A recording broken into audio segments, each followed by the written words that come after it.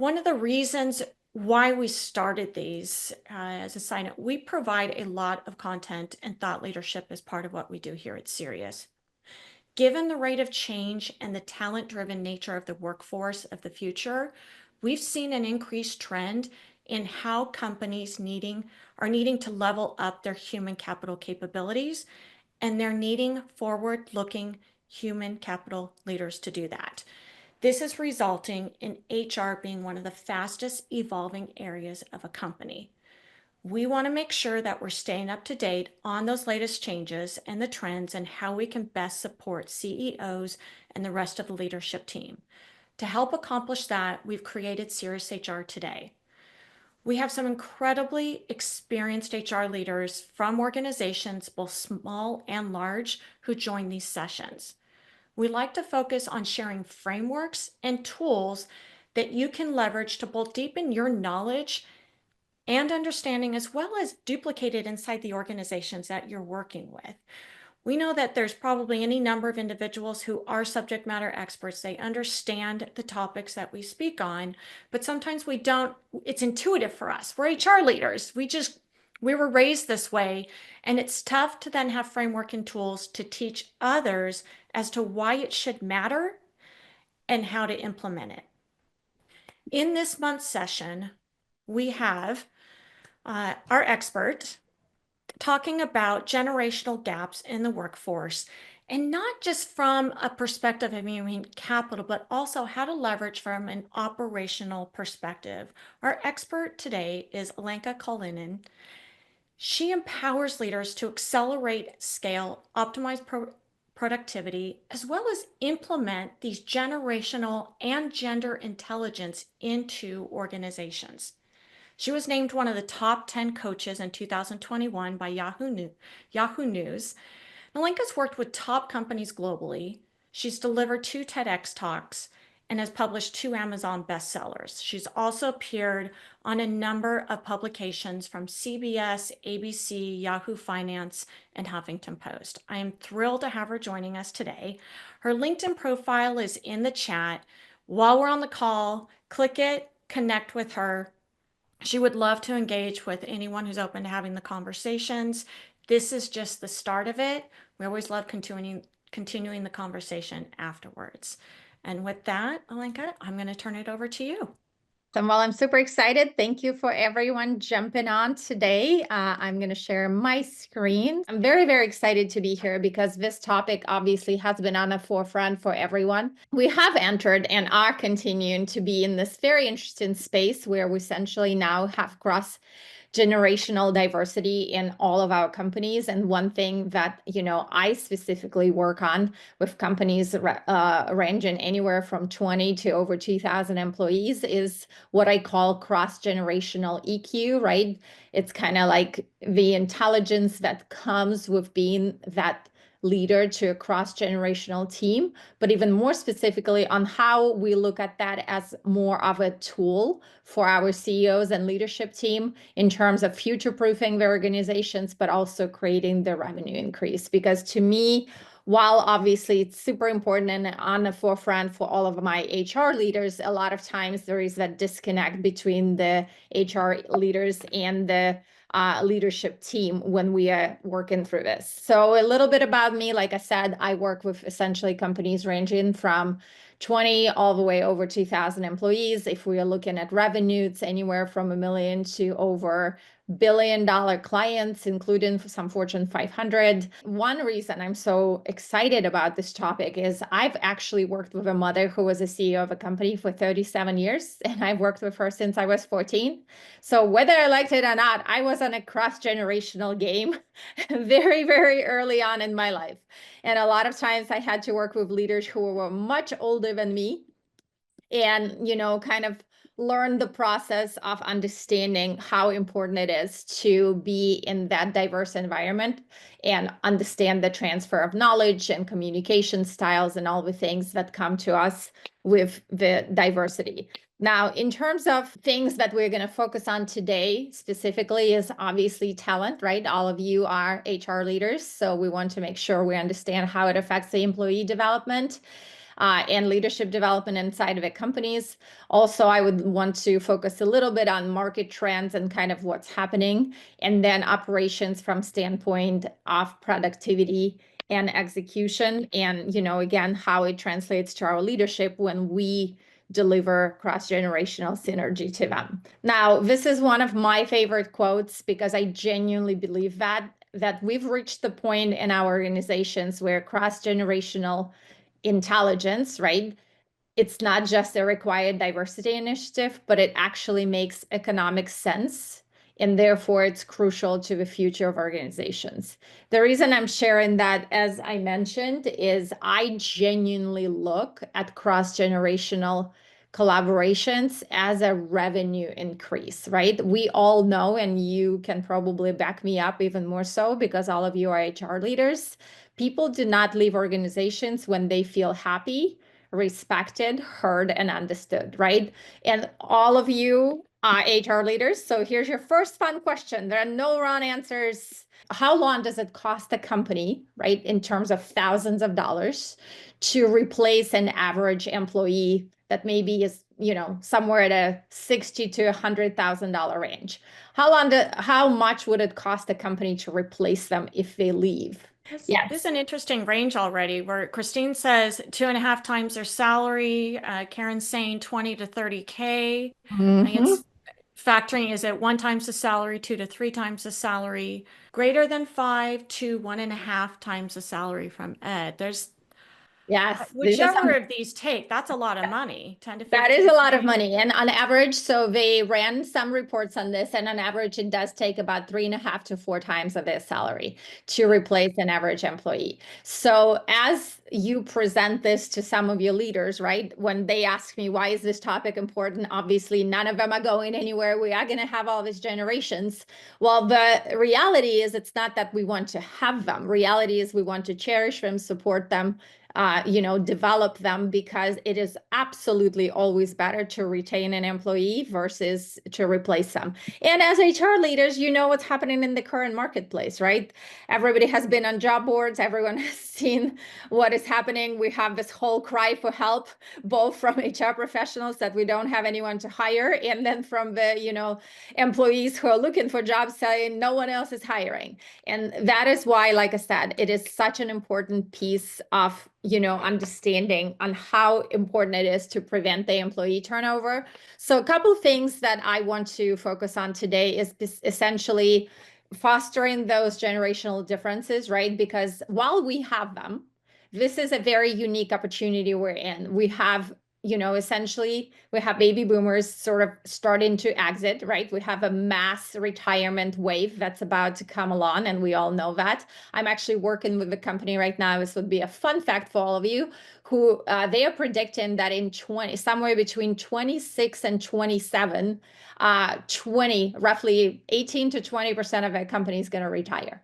Okay, so that is, if you want to know what area and industry that is finance industry. And if any of you have been around finance industry, they have a lot of baby boomers retiring out of an industry, and they right now have a very, very tough time recruiting. So there is absolutely has to be that understanding of generational differences.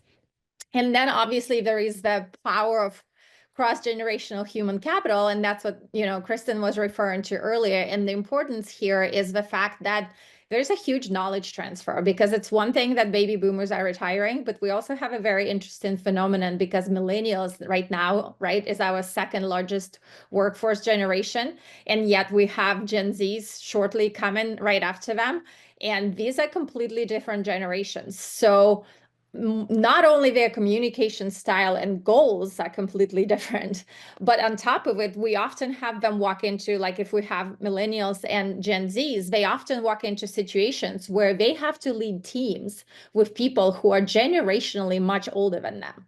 And they're in this position where they basically are sort of in the leadership teams, leading people who have much higher knowledge and wisdom often, because of the years that they've devoted to the company.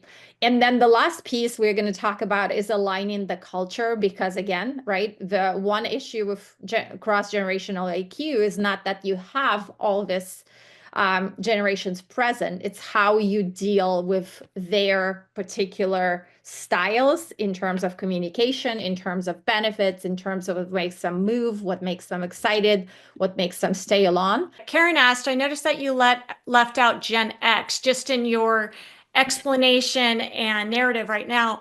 What are your views about this group and how they fit into maybe what we're talking about right now? My question is strategic planning and how they come to the table. Yeah, absolutely. Yes. Gen X, it's funny that I left it out. I'm actually like sort of an older millennial, very close to Gen X. A lot of my friends are Gen X, and they're also obviously as a very prominent generation right now. But the interesting thing that I notice about Gen X, I call them my status quo generation, because they seem to be the best at sort of like standing from, they're kind of like looking from the sidelines at everybody at vying for attention. And I think part of it is Gen X is kind of independent in the way they present themselves and how they like to work from the point of view of that vying for power or having attention.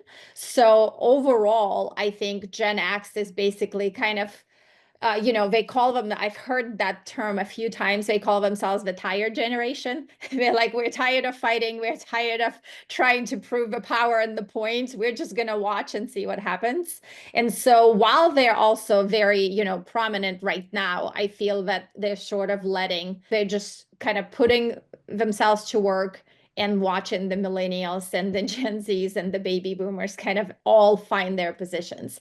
I personally feel that they're most like, I don't want to use the word certain. I would say more like self-assured generation. They're pretty much like, we're here, we're working, we're not going anywhere, and we're going to get the work done.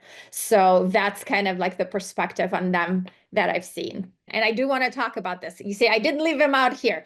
I have my Gen X's. And so I did want to give you guys kind of like an equal playing field overview of some of the, kind of characteristics that we've gathered while working inside of different companies. So baby boomers, obviously super experienced, right? Massive transfer of knowledge. Also massive transfer of wealth. They have right now the most discretionary spending in the marketplace. Therefore, Gen Z and millennials often have a lot of resentment towards that generation because they feel they kind of sort of have it easy, right? They've have the wealth, they have the savings, they don't really understand the struggles that are happening in the marketplace, but they're extremely loyal. They have obviously very traditional work ethic, and therefore they're very, very loved by a lot of companies because they occupy such a big place in their arena. Gen X would be right next to them.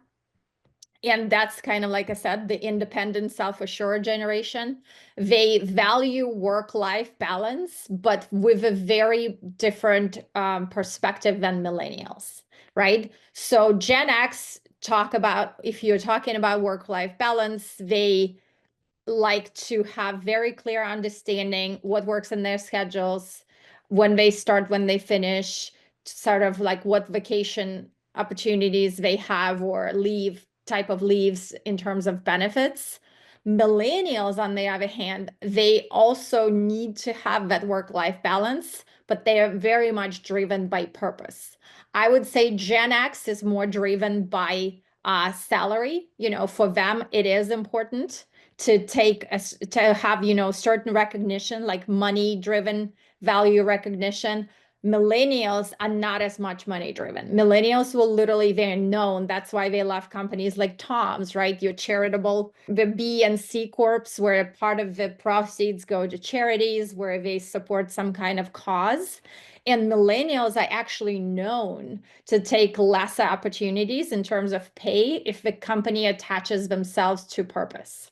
Therefore, like a lot of companies that gear towards hiring millennial, when I work with them, my biggest drive for them is, let's take all of your marketing, all of your language, everything on your website, everything in your handouts, and gear towards how your company stands for purpose, because it's very, very attractive to millennials. So even if you take the very existing website, handouts, communications, newsletters that you guys already have, and start adding purpose to that, that's a huge appeal for millennials because they are tech savvy.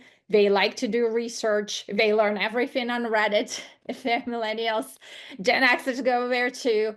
But they are definitely very much driven by value and purpose, much more than, offices and monetary value and benefits added to that. And then Gen Z, obviously, I would say it's pretty interesting because, my daughter is a Gen Alpha, she's 14, and they have like their own set of things coming up. But she says that Gen Zs are like baby Gen X's because they like to be very independent. They like to do they're great remote workers. They basically grew up working remotely, doing their own thing, living in their online world. And they love flexibility and innovation. They love anything that's, hey, I'm working under the desk at 3 a.m. in the morning. I will get everything done. Just don't touch me and don't micromanage me. So now that you have kind of layout of all of these, the fun part is managing them all, because these obviously have very different, all of them have very different characteristics. So it's super important. And it's how we combine them into teams where everybody feels heard, loved, respected, and understood. And so one of the value for generational diversity is obviously, because you saw how different each generation is ability to problem solve. Because if you manage these teams correctly, you actually have very diverse perspectives on innovation, because oftentimes they come from very different experiences, very different knowledge level, and they can innovate together very well. And obviously, like I said, because of the older generation and the younger generation, right? There is that cross knowledge transfer, because a lot of times we have millennials and Gen Xers teaching Gen Z's teaching the Gen X generation and baby boomers technology, all kinds of applications, all kinds of online applications, and that allows them to share the skills and make it very knowledgeable. Now, in terms of employee retention, again, if you have a culture that values all generation, this is how we boost loyalty, right? Again, people can become your word of mouth campaign. If they love the company you work for, they become your word of mouth campaign. And also, this is like a very interesting statistic for you all. 68% of Americans today actually prefer to work in cross-generational companies. A reason being, again, is because they learn so much, and that knowledge transfer and the loyalty in the companies becomes much higher, because they get to work with cross-generational teams. They get to grow and work, they get to grow in terms like work levels a lot quicker, because they can be trained up, they can be trained technically if they're in the baby boomer stage. And of course, we have all the technology that's coming up. It's unavoidable, right? Most of these generations nowadays will have to face ability to navigate the World Wide Web and everything that comes with it.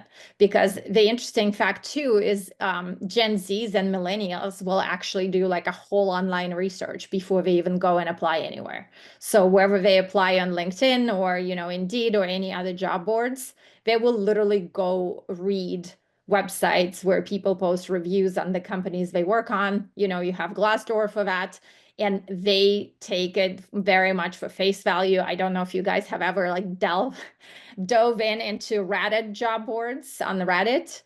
They have a whole like endless lineups of companies you should and shouldn't work for, and why. They're very, very open about that. And that's like a big difference in terms of creating that cross-generational diversity.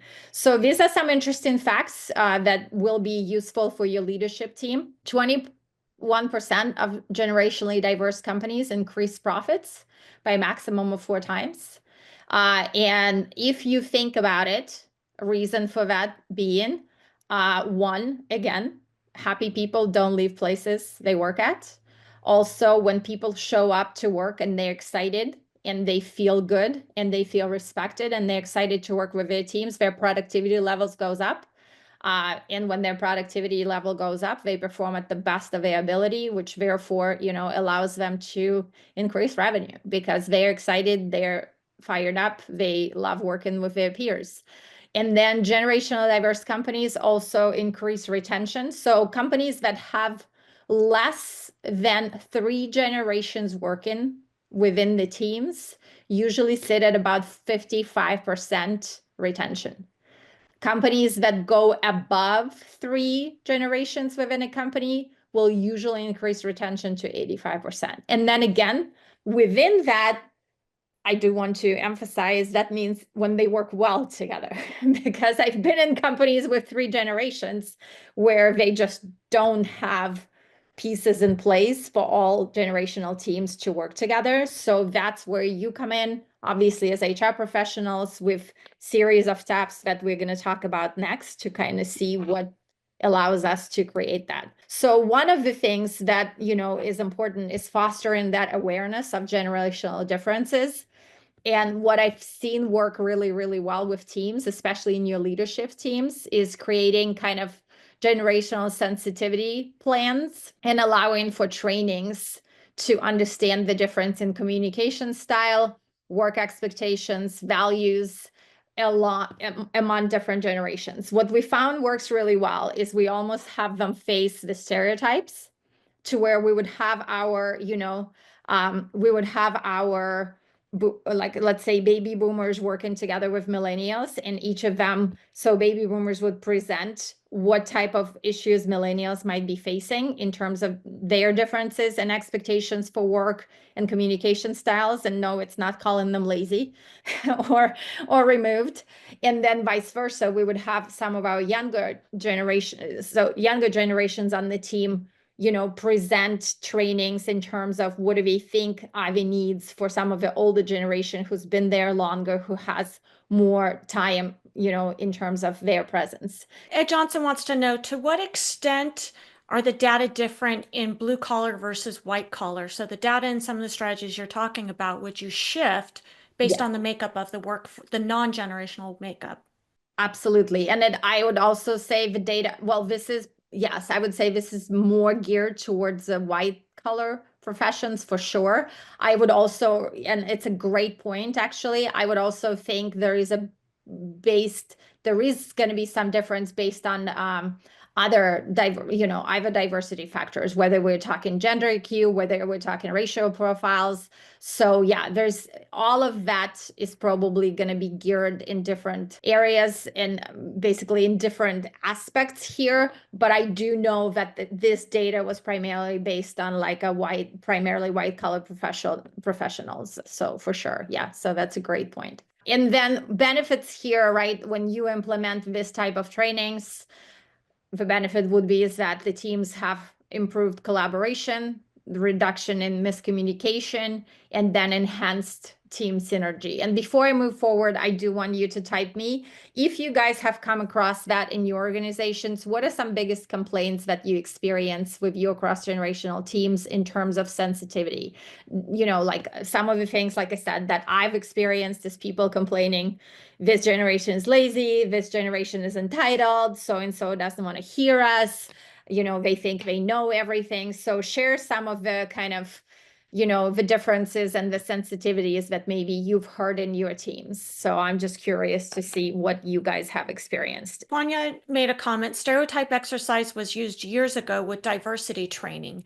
Is generational sensitivity a similar type of exercises and trainings as maybe stereotyping or? Yes, these are similar type of trainings to stereotyping, but and it's a great point too, because I've seen a lot of companies that sort of have focused more so on gender and racial stereotyping. And I think as we're moving now in the next 10 years, the generational sensitivity will have to become prominent, because whether we like it or not, we are facing that inside of our companies. But yes, these are similar exercises to stereotyping for sure. So the next piece is obviously fostering awareness. What I have seen work really well is reverse mentoring program. We've established that in multiple organizations. I know that a pretty, common mentorship programs have been done in terms of, whether it's gender EQ again, or in terms of working together from the position of junior versus senior executives or team members. So in this case, what we found, the level is not as important as the cross generation. So they can be on the same team level and can work together, as long as it's a cross-generational pairing. They don't have to be where maybe you have, more executive, older generation versus the younger, millennial or Gen Z. What we found is more important is that, like I said, the actual generational piece is more important than the positioning piece here. And what does work is that once they do establish that relationship, obviously you have the younger employees kind of share the technology and the trends and the innovation and their perspective on the world. And then also you have the benefits of knowledge transfer between both generations, enhanced leadership skills and fresh perspectives. Especially, I've seen that a lot. I do a lot of work with law and finance industry, and we've seen a really, really good collaboration perspectives coming out when we do cross-generational pairing there. Even in terms of raising and training executive teams or leadership teams and pairing them with a bit of older generation from baby boomers and Gen Xers. Personally got a question. When you're doing that, I imagine you're not labeling them saying you're a Gen Xer being paired with a Gen Z. Is it No, more of you have these skills, right. this is a skill gap for you. You have Yes. this ability, this is an ability gap for you. Yes. We're going to help each other. We're going to do a train the trainer here.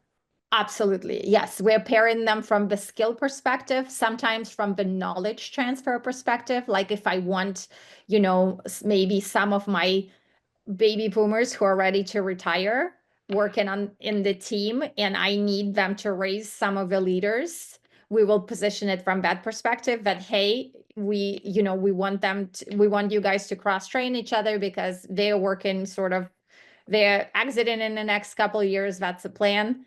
And we want you guys to learn from them, increase your leadership abilities and all the things. And honestly, what we've noticed, despite of, how it comes off sometimes, they don't mind being labeled even. Like they themselves will make a joke, like, where's my millennial? Let me go get my, and so they kind of joke. Obviously, we are not doing that, but they don't mind it so much as long as they genuinely get value and as long as they genuinely see like the why behind it, like what you actually want me to learn, like what type of knowledge transfer is happening. And what's most important is it has to work both ways. So the conversation that we usually have with them prior is that, hey, it's not that, again, we're not calling them baby boomers, but it's not that, John is going to come in and teach you. We also want you to figure out a set of skills that you think John would benefit from and you guys would both. So that has to be that energy exchange, not just, because what we see in a lot of companies, and that's kind of to caution all of you, when they do the reverse mentoring, uh, and that's not by choice even, I think it's more like almost like by default, the older generation feels that they come in to train and they're not supposed to get anything back out of it. So the goal here is to explain to them that this is truly an energy exchange. This is truly a transfer of knowledge between both of them, not just I come in and I, harp you and I'm teaching you and you just sit there and accept that. And so that has to be the reverse. So it goes back and forth, not just like a one-way training. So that's like super important to clarify that. What does work really well, I will also invite you to try that, is we do the sort of like opposite stereotype type of trainings in this situation where we will purposefully have them come up with some stereotypes. We will have the younger employees come up with some stereotypes that are sort of designed for older generation, and vice versa. We'll have older generation come up with the stereotypes, and then they teach each other about them and why they don't work. Like why it's like, let's be realistic. Not every baby boomer is not technologically savvy. I know plenty of baby boomers. My ex-father-in-law included, who is probably better technologically than me. That man knows everything and can find anything faster than an FBI agent.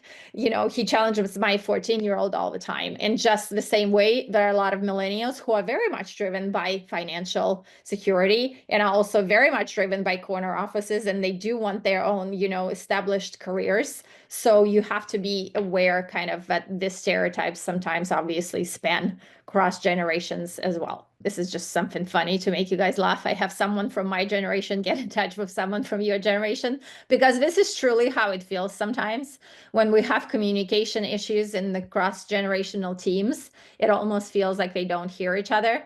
And I'm sure as HR executives, when you guys run some of these trainings, you see that. You see the side eye and the eye rolls and the size, like they don't even want to hear each other sometimes, even though we're trying to translate this for them.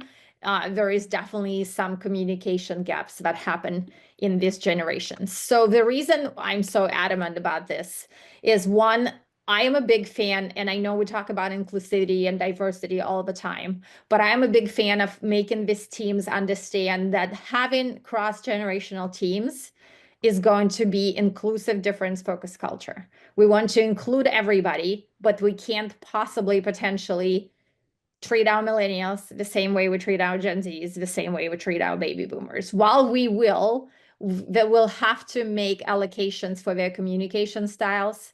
We'll have to make allocations for how they like to be hired, how they prefer to work, what type of work-life balance they all have. So we absolutely have to have understanding of these differences to run successful teams and make the company culture inclusive. And a lot of times we sort of try to pretend that is not the case, and that never leads to good results, because then no one feels heard and understood, right? And then obviously it also leads to the improved decision making, because when they all come from different perspectives and they all share different type of results, opportunities, past experiences, the decision making in the company improves, which in turn brings us that the company can respond to markets better, because whether we like it or not, like I told you, those baby boomers who are going to retire in the next 10 years are also going to be our customers. Baby boomers right now have the largest discretionary spend in healthcare. So the companies that are, healthcare prone and driven need to understand that they're going to be their customers, whether they're there or not, whether they're inside the company or outside of the company, we will still have to cater to them. And the same way with millennials. Millennials and Gen Xers are going to acquire about the largest transfer of wealth from their parents in the next 5 to 7 years, which means, again, whether we like it or not, not only they're going to be hired by us, they're also going to be our customers. So my plea to all the companies that I work with and to their leadership teams is, the more you understand this inclusive, difference-focused culture, the more it's not only going to affect your teams inside the company, it's also going to affect your buying and selling cycle outside the company, because the marketplace is going to mirror what's happening in the workforce and how people spend their money and their discretionary income. So in terms of revenue, obviously, it's going to be also a very important piece. Personalized benefit packages. Well, again, I understand that as a company, we have to have some level of, unity in the way we present our benefit packages.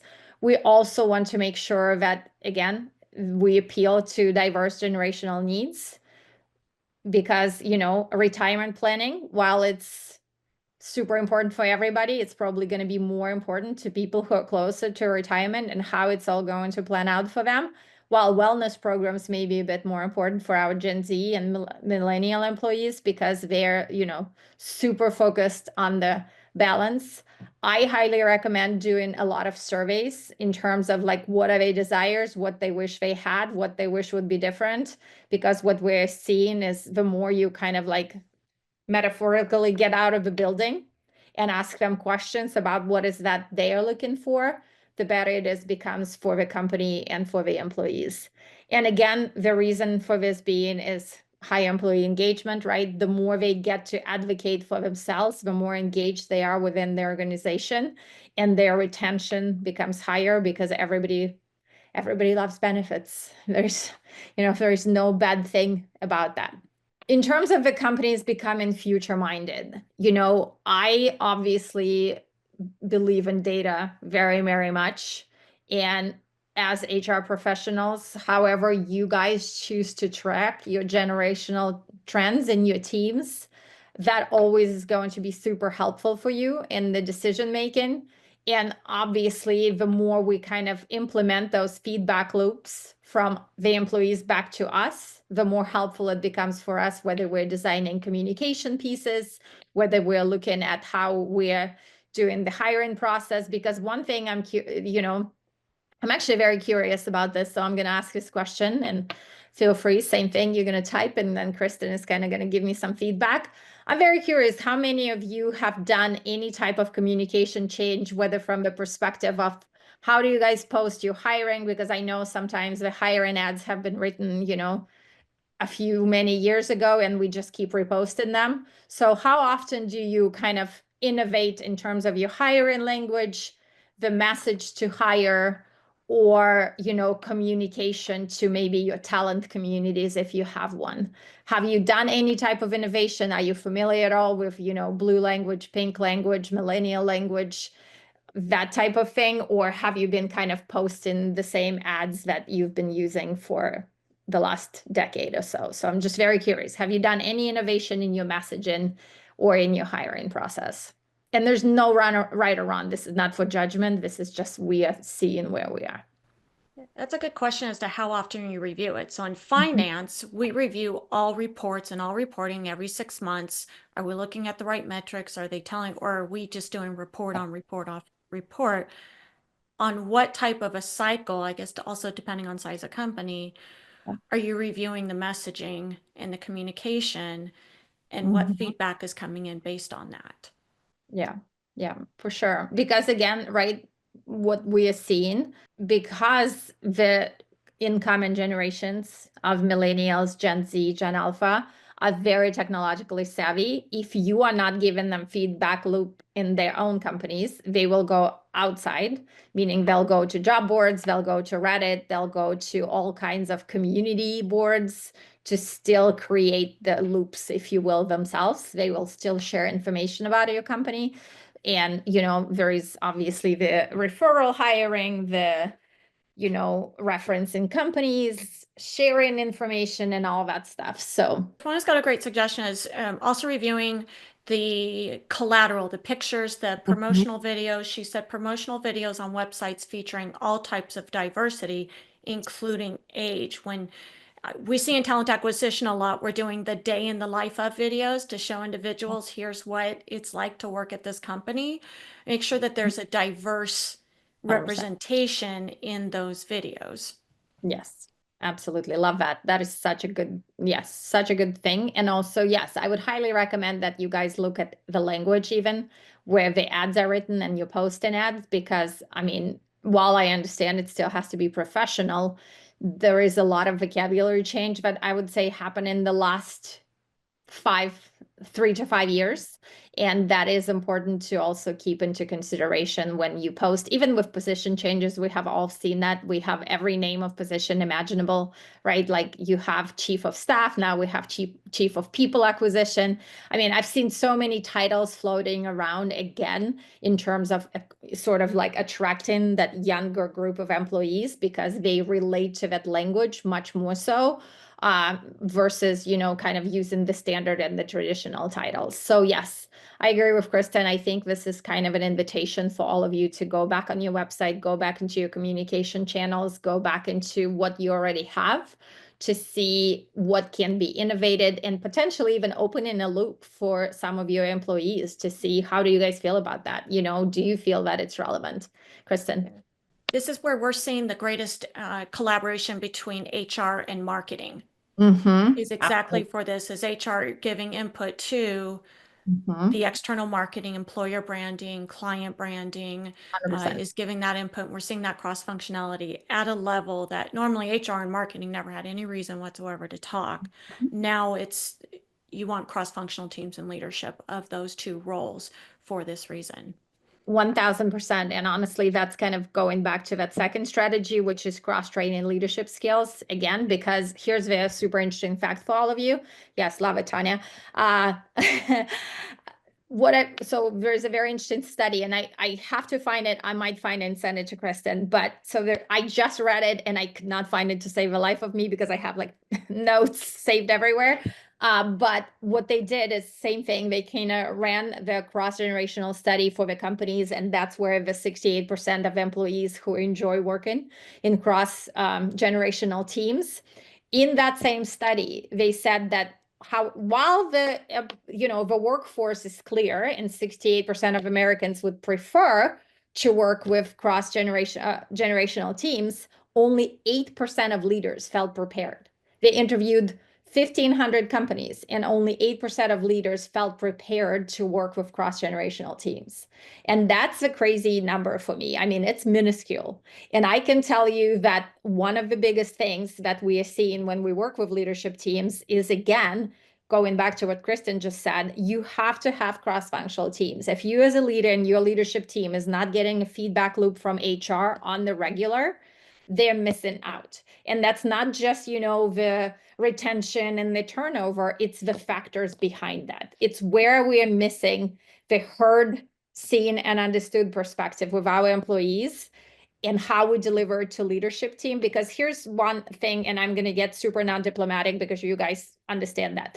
A lot of times with your C-suite teams, when you present the information to them, you present it from the HR point of view, right? The turnover, the retention, where we need to hire, the costs, all the things. What they understand is the ROI terms, right? So a lot of times, if you tweak that language just a little bit and you present the hiring process and the cross-generational strategies to them from the ROI perspective, the retraining of employees and how much it costs, the fact that we are missing on the opportunities of the largest wealth transfer, the fact that if we don't train these professionals within our organizations, we will have to deal with them as customers, and we will literally be losing market share because our teams don't know how to work with cross-generational buyers and sellers.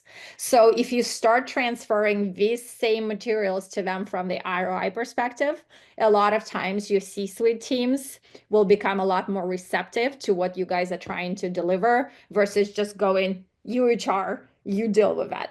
And I am very aware that it does happen. Like I am in those teams dealing with them, saying to them, no, you can't just go, that's not me, good luck.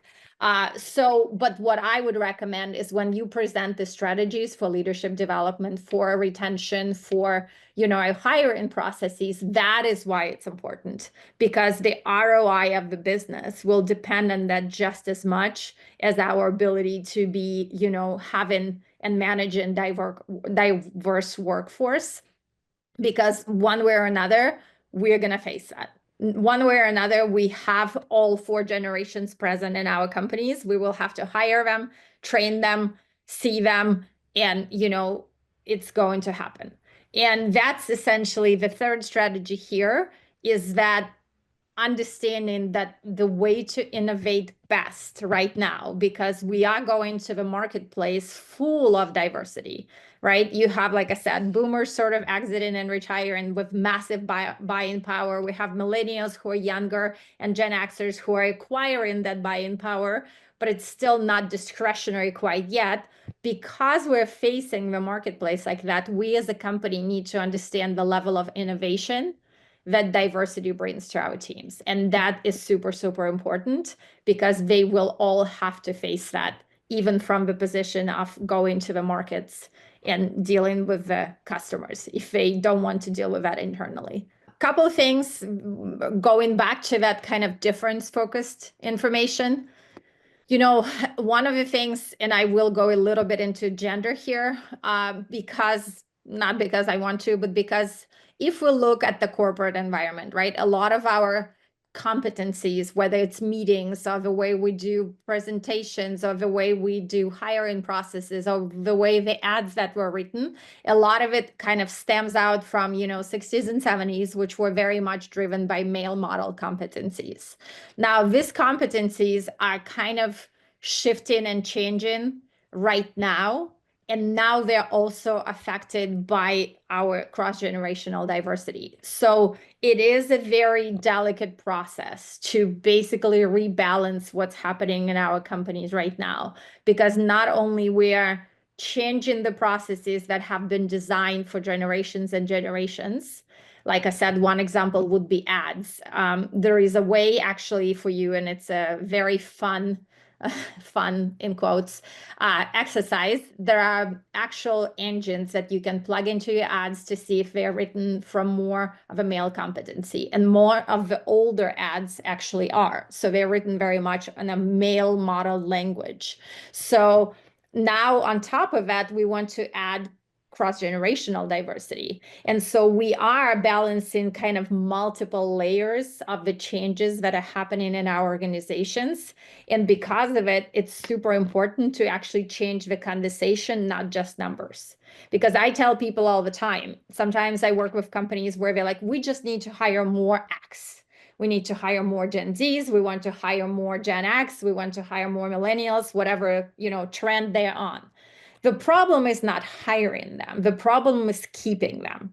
It's their retention that's going to make or break your company, because that's the ROI, right? So the conversations within the companies have to change before, because this is kind of like, and this is me dissing the CEOs a little bit. I know how leadership teams work sometimes. They come to HR, they're like, we need a quick fix. Like, give me the flip of the switch moment. What can we do? Who can we hire? What can we change quickly? It's not always about the quick change. And that's what I'm saying, especially in this situation, the conversation has to change first, because if they can't manage diverse groups, you can hire them 20 millennials tomorrow and nothing is going to happen, because they'll quit 3 weeks later. So what needs to happen is that all leadership team and the leaders on the teams have to be equipped on how to manage cross-generational teams properly, instead of just changing numbers. And because of that, if they do that correctly, and if they do it well, the inclusion and diversity will actually increase by default. Because again, people don't leave places they love working at, and they will recommend other people to come and work for you. So one of the things that I see quite a bit here is sometimes that stereotyping, the generational stereotyping, almost blocks progress, because we're also tippy-toeing around the generations so much. Not that we don't have to label them, but we also tippy-toe around the language and the differences and understanding their perspectives so much that we're almost in that like creative block and nothing is moving. So I'm inviting you to kind of shift everyone's conversations to the goal here is to understand how we all complement each other. How do we complement the way we think? How do we complement the way we process things? Why it's important. And it's almost like the reverse stereotyping exercise that we do with our leaders often, where we're like, how do they actually complement? How about we stop focusing that,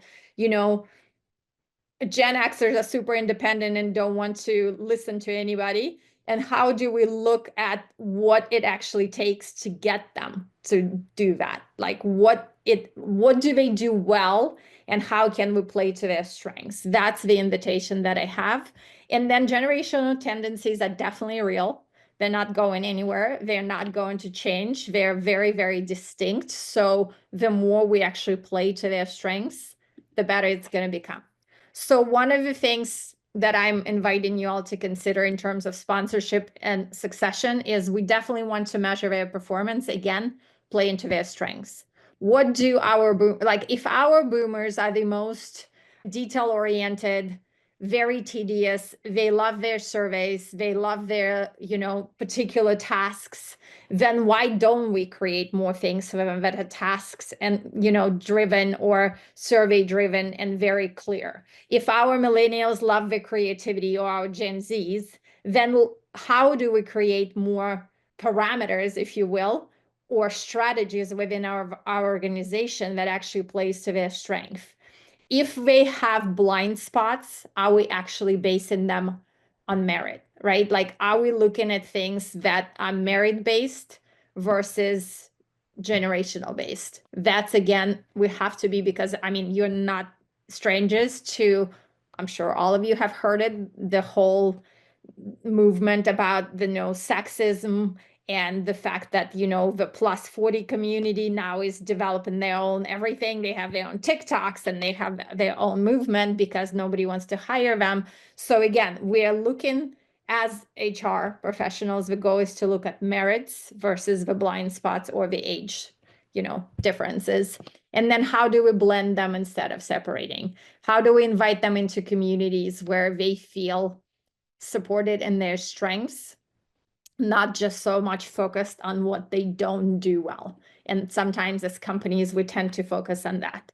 So these are kind of immediate implementation steps that I'm suggesting is conducting some generational awareness workshops for your leaderships. And again, if you have a pushback from that, the way to turn it around is present it to them from the ROI perspective versus just because it's good for us and we are moving into the future.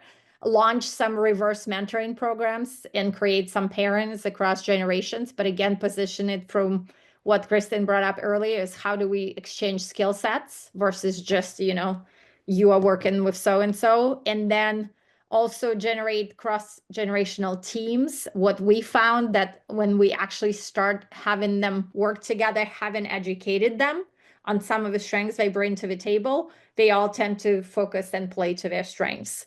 And then how do we make it a revenue increase strategy? Basically, prevent turnover, gather insights into different generations, and then review and adjust benefits packages, right? Review what type of postings you have, review what type of, your website, what it looks like, and what type of communication you provide. These are some of my actionable takeaways. Understanding generational EQ prevents turnover, increases retention. There is a reason that some of these cross-generational companies grow their revenue by 4x. And then if you create cross-generational leadership accountability systems, that actually makes the whole organization rise. This is my direct information. Again, happy to provide some resources, articles, books, whatever you guys might need in terms of bringing more of that to your organization. I thank you so much, Alenka, for sharing your experiences. And I know you've done a lot of research on this. You speak to it, and this is what you do on a day-to-day basis in organizations. For everyone, we will be posting this in about a week to our Get Cerius YouTube page.